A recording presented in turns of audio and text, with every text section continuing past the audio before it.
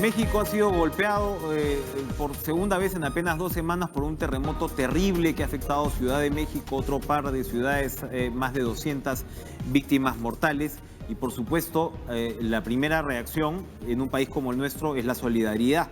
La segunda es el espejo, el ver, ¿no?, el riesgo por el que pasa el Perú y en realidad asumir que tal como están nuestras ciudades, tal como está Lima, tal como están otras ciudades del país, esto puede pasar más tarde, esto puede pasar mañana. Evidentemente tiene que haber políticas de Estado que tienen que cambiar. Hace pocos días comentábamos precisamente cómo a partir del terremoto de 1985 en Ciudad de México se cambiaron dramáticamente las reglas de construcción. Vemos que aún así nadie es inmune, pero seguramente pues un terremoto con esas características habría cobrado todavía muchas más vidas. Estamos hablando de 10.000 muertos en 1985.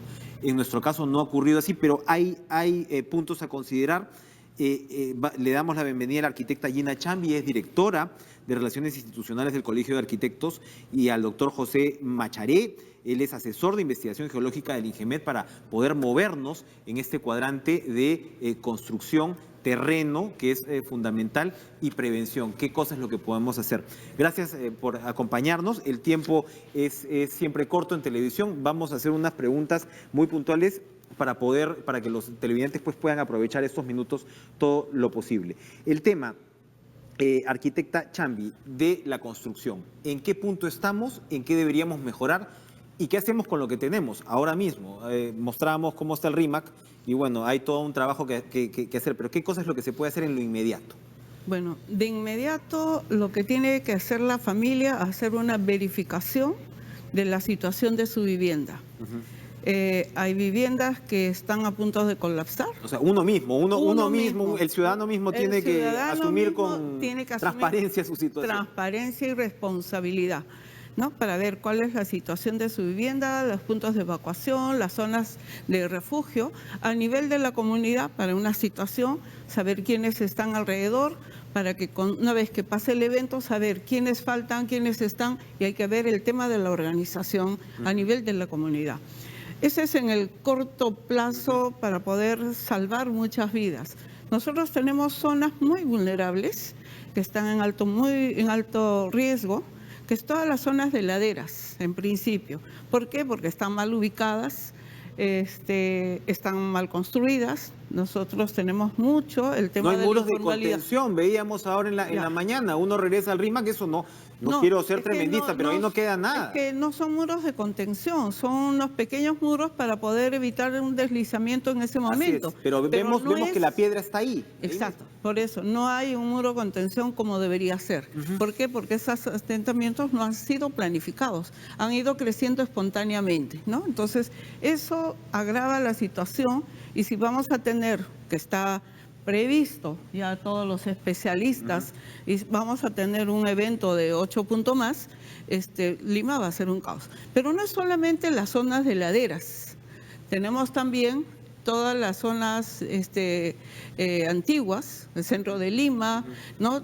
Que han sido edificaciones que en su momento soportaron sismos fuertes, porque era todo un sistema constructivo que estaba consolidado, y que con el tiempo se han ido deteriorando, y lo hemos deteriorado, porque han habido, aparte de la tuburización, la humedad, ¿no? El abandono, entonces esas estructuras se han debilitado. Entonces hay una preocupación enorme para todo lo que es los centros históricos, esas casonas hermosas que son parte de nuestro patrimonio, nuestra cultura, van a colapsar. Eso en lo inmediato. Ya regresamos con la regulación en materia de construcción, pero yo quería preguntarle al doctor Macharé, se está hablando también mucho que, a ver, no sé si es un consuelo de tontos, pero que el suelo de Lima es mejor que el de Ciudad de México, por ejemplo. México pues es un lago, en realidad por algo el Zócalo se llama el Zócalo. Pero sin embargo, escuchábamos más temprano en la mañana que de todas maneras tenemos riesgos fuertes en distritos costeros. ¿Cómo se diferencia el territorio de Lima en lo que respecta al suelo pues, que enfrentaría pues, un fenómeno sísmico?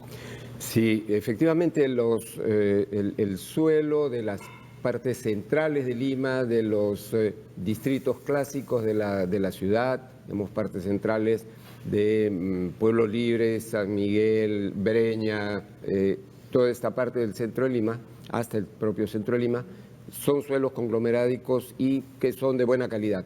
De allí tenemos ya zonas más peligrosas como el Callao hacia la punta, como Chorrillos, y luego las zonas de ocupación periférica, ¿no? Los arenales, las laderas, las quebradas, que tienen suelos que son de muy mala calidad. Entonces, por muy buena que sea la estructura, no van a resistir. Hay mapas ya preparados por el SISMIT, por ejemplo, de la Universidad Nacional de Ingeniería, por el Colegio de Ingenieros, en que se muestra cómo es la distribución de estos suelos en Lima. Entonces, esto debe servir para que las regulaciones en cada distrito sean estrictas. Ahora, y que se adapten a cada distrito, probablemente, al suelo de cada distrito, que tenga esa diferenciación. Eso es correcto, sí. Y además de la norma nacional, porque tenemos normas nacionales y que desde ya son estrictas. El problema, yo creo que viene un paso adelante, que es en el momento de la construcción. No hay suficiente fiscalización y vemos en México mucho de lo que ha ocurrido. Hay un edificio totalmente de pie y otro igual de nuevo que ha colapsado totalmente. ¿Cómo se explica eso? Por mala construcción, por mala construcción. Y una mala construcción no quiere decir que la norma sea mala, sino en el momento de la ejecución. Y hay que tener cuidado allí porque es allí donde viene la corrupción, las malas inspecciones y estas cosas, ¿no? Ahora, arquitecta, usted nos comentaba dos puntos que yo creo que nos tienen que quedar muy grabados en lo inmediato, que es, bueno, veamos nuestro entorno, reconozcámoslo, y segundo, muy importante, se está hablando de la cultura solidaria que hay en México, como leían los periódicos mexicanos ahora, como en el caso al menos de Ciudad de México era una ciudad de activistas, descoordinada de repente, dice, pero con una gran capacidad de solidaridad y de asistirse. Entonces también tener ese contacto con el vecino para tener una capacidad de reacción inmediata es fundamental. Pero con lo que nos está comentando el doctor Macharé, últimamente, ¿la cosa en líneas generales ha mejorado o seguimos construyendo pues hasta las patas? Nos imaginamos que los edificios en distritos más o menos pudientes les irá, me imagino, mejor, o de repente ni siquiera. Y ni hablar de la autoconstrucción, que ya sabemos pues que eso es un campo minado. Como menciona el doctor, prima la informalidad, la corrupción. Y tenemos una gran debilidad a nivel de los gobiernos locales, que es el tema de la fiscalización, el control urbano, ¿no? Se da la licencia, pero no hay una supervisión exacta si esa edificación está cumpliendo con todos los estándares que exige el reglamento para las edificaciones. No hay un control. Entonces, hemos visto los edificios nuevos en Miraflores cuando hubo el terremoto en Pisco. Estaban totalmente rajados y algunos tuvieron que... Entonces no tenemos una seguridad. Como Magdalena, que han construido mucho también. Muchos edificios nuevos que creo que no tenían ni un año y algunos ni siquiera estaban habitados y sufrieron terribles daños. Entonces yo creo que acá hay que reforzar el tema de la autoridad, por un lado. Hay que reforzar a los gobiernos locales, hay que tener entes fiscalizadores para todo este sistema de ocupación del suelo y los sistemas constructivos. Entonces, mientras no se tenga una cosa así, simplemente vamos a tener los problemas que estamos viendo, que hay edificaciones que pueden estar mal hechas, ¿no? Hay un cálculo, doctor Macharé, de cómo quedaría una ciudad como Lima. Repetimos, esto se reproduce del interior del país, pero Lima es de lejos pues la ciudad más grande y más caótica en muchos sentidos en el Perú. ¿Cómo quedaría Lima en un sismo con estas características? Aquí también yo lo que quería que nos aclare también es el tema de la profundidad de los sismos, ¿no? En muchos casos vemos intensidades que no se condicen de repente con el resultado, pero tiene que ver con el asunto de la profundidad, ¿verdad? ¿Qué tipo de sismo arrasaría buena parte de la ciudad? Bien, un sismo como el que se espera que pueda ocurrir aquí, que es un sismo entre 20 y 40 kilómetros de profundidad, frente a las costas de Lima, entre Cañete y ¿Pisco cuánta profundidad tuvo? ¿Recuerda? Pisco fue 50 kilómetros. Mire usted, sí. O sea, más o menos profundo, y aún así causó el daño que causó. Así es. El sismo de México ha sido 50 kilómetros también, pero claro, ahí hay el efecto de la amplificación por el suelo y de las malas construcciones, que es lo que hemos visto. Aquí el sismo es que se espera que pueda ser destructor, va a tener eso. No importa si es 8, 8.5 o lo que sea, pero ya con esa fuerza. ¿Qué nos dice la historia de los sismos en Lima al respecto? Bueno, tenemos ¿Qué lecciones nos dejan? El ejemplo del gran sismo de 1746 que destruyó gran parte de la ciudad, causó un tsunami y nos olvidamos frecuentemente del efecto tsunami que puede haber y que habrá en caso de un sismo así de fuerte. 18 minutos nos dicen aproximadamente sería el tiempo que pasa entre el sismo y el tsunami. Y el tsunami, sí, si el sismo es frente a Lima. Y por lo tanto, hay que tomar algunas precauciones. Se ha hablado en estos días, se sabe que va a organizarse una gran misa con motivo de la visita del Papa y va a ser en la Costa Verde. La Costa Verde se está. Ha habido 2 millones de personas. Ha habido una gran feria gastronómica los últimos 2 años en la Costa Verde.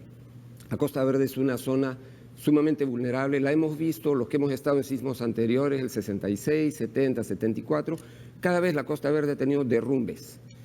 En esta ocasión va a tener derrumbes, no debimos ocupar tanto esta franja, debió quedar para...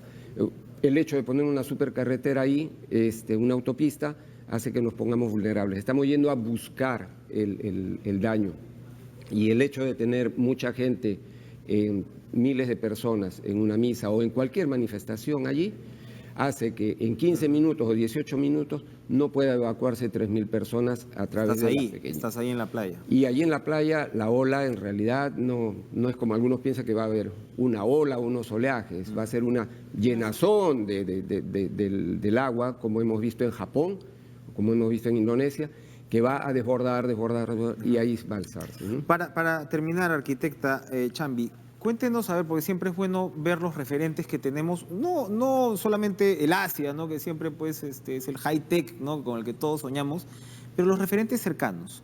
¿Qué ciudades de América Latina nos pueden dar lecciones de poder transformar y mejorar la arquitectura en términos sísmicos en relativamente poco tiempo? Bueno, porque aquí corremos contra el reloj en todas las circunstancias. Usted ha puesto la palabra clave, qué experiencias han habido y qué hemos aprendido, ¿no? Podemos comparar Chile, que está muy cerca. Ellos han tenido también y tienen bastantes sismos y todo su sistema constructivo ha cambiado sustancialmente. El sistema de gestión del suelo ha cambiado sustancialmente. De ahí podemos aprender que, por ejemplo, la supervisión de las edificaciones no la realiza el municipio, la realizan las empresas aseguradoras.